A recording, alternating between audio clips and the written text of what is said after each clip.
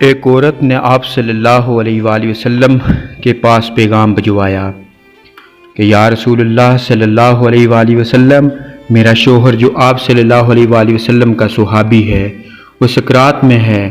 وہ کلمہ پڑھنے کی کوشش کر رہا ہے لیکن اس کی زبان پر کلمہ نہیں آ رہا، نہ اس کا دم نکلتا ہے اور نہ اسے ہوش آتا ہے۔ کافی دن گزر گئے، اس کے لیے دعا فرمائیں۔ تو آپ صلی اللہ علیہ وآلہ وسلم نے فرمایا، اس کی ماں یا اس کے باپ میں سے کون زندہ ہے؟ پیغام آیا کہ اس کی ماں زندہ ہے۔ آپ صلی اللہ علیہ وآلہ وسلم نے کہا کہ اس کی ماں کو کہو کہ میرے پاس آئے۔ جیسے ہی اس عورت کو یہ پتہ چلا کہ اللہ کے رسول نے اسے یاد کیا ہے، وہ بوڑھی ماں دوڑتی دوڑتی آپ صلی اللہ علیہ وآلہ وسلم کی خدمت میں آن پہنچی اور دست ادب کو جوڑ کر عرض کرنے لگی، یا رسول اللہ، آپ نے مجھے یاد کیا۔ تو اللہ کے رسول صلی اللہ علیہ وآلہ وسلم نے فرمایا، کیا تمہیں اپنے بیٹے سے کوئی شکایت ہے؟ بس یہ کہنا تھا۔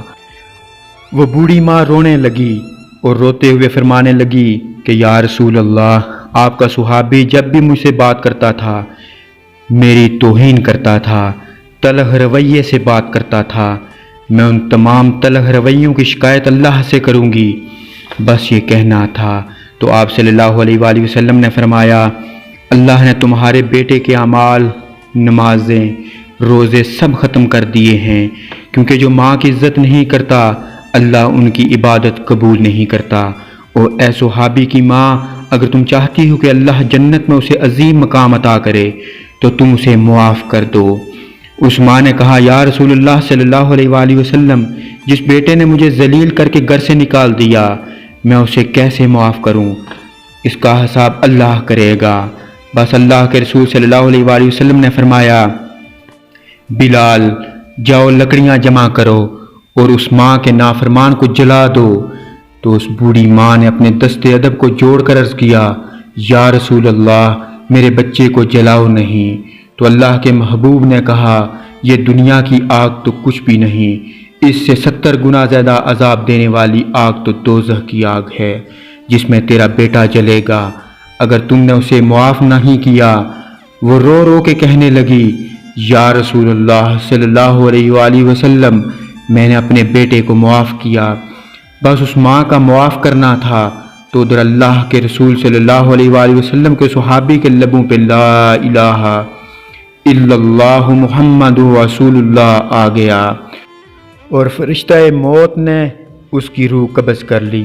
پھر اس کی نماز جنازہ اللہ کے رسول نے پڑھائی، اپنے ہاتھوں سے اس کی تدفین کی اور کہا، جو اپنی ماں کا نافرمان ہے اس پہ اللہ کے فرشتے، سورج، چاند، ستارے، زمین اور اللہ خود لعنت کرتا ہے۔ جب ماں کے نافرمان صحابی کی بھی شفاعت رسول اللہ نہیں کر رہے تو کسی اور کا سوال ہی پیدا نہیں ہوتا۔ سلام ہو اس ماں پر جو اپنی جوانی قربان کر کے اپنی اولاد کی فکر کرتی ہے، اس کی اچھی پرورش کرتی ہے۔ ویڈیو کے آخر میں میری آپ سب سننے والوں سے گزارش ہے کہ اس ویڈیو کو اپنے دوست احباب کے ساتھ شیئر کریں تاکہ ہماری اس نیک کاوش کی وجہ سے کسی کا بھلا ہو سکے۔ اللہ پاک ہم سب پر اپنی ماؤں کا سایہ قائم رکھے اور ہمیں ان کی خدمت کرنے کی توفیق عطا فرمائے۔ آمین یا رب العالمین۔